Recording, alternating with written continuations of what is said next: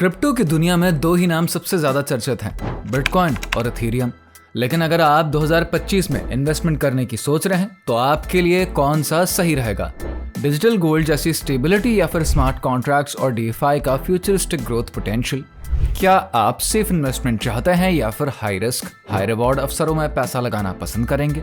दरअसल बिटकॉइन और इथेरियम दोनों ही क्रिप्टो करेंसी की दुनिया में सबसे मशहूर और पॉपुलर चॉइसेस हैं, लेकिन इनके इस्तेमाल और मकसद में काफी फर्क है। बिटकॉइन को अक्सर डिजिटल गोल्ड कहा जाता है क्योंकि इसको ज्यादातर स्टोर ऑफ वैल्यू और इन्फ्लेशन से बचाव के लिए इस्तेमाल किया जाता है। 2025 में बिटकॉइन ने करीब $1,24,000 का नया हाई बनाया था, जिसका बड़ा कारण था इंस्टीट्यूशनल इन्वेस्टमेंट, ETF अप्रूवल्स और रेगुलेटरी क्लैरिटी। इसकी मार्केट कैपिटलाइजेशन $2.1 ट्रिलियन से भी ज्यादा है और अमेरिका के युवा वर्ग समेत पूरी दुनिया में इसे सबसे ज्यादा अपनाया गया क्रिप्टो माना जाता है।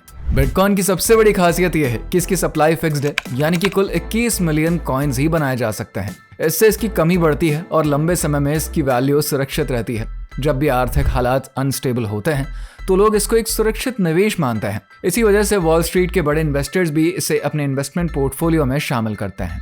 इथेरियम एक प्रोग्रामेबल ब्लॉकचेन है जो कि स्मार्ट कॉन्ट्रैक्ट्स, डीफाई और NFTs के लिए प्लेटफॉर्म प्रोवाइड करता है। साल 2025 में इसकी कीमत लगभग $2,500 के आसपास स्थिर रही, लेकिन इसके इकोसिस्टम को लेयर 2 अपग्रेड्स और प्रूफ ऑफ स्टेक मॉडल से और भी मजबूत बनाया जा रहा है।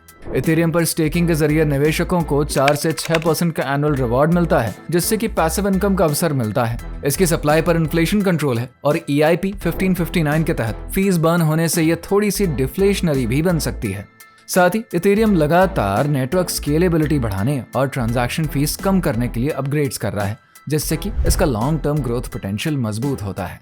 बिटकॉइन और इथेरियम में सबसे बड़ा फर्क इनके इस्तेमाल और वोलेटिलिटी का है। बिटकॉइन मुख्य रूप से सेफ हेवन, करेंसी रिप्लेसमेंट और वेल्थ प्रिजर्वेशन के लिए है और इसकी प्राइस फ्लक्चुएशंस इथेरियम की तुलना में कम होती है। इथेरियम प्रोग्रामेबल प्लेटफॉर्म होने की वजह से डिसेंट्रलाइज्ड एप्स, NFTs और डीफाई प्रोजेक्ट्स के लिए जरूरी है, लेकिन ये थोड़ी सी रिस्की भी है क्योंकि इसकी प्राइस तेजी से ऊपर नीचे हो सकती है।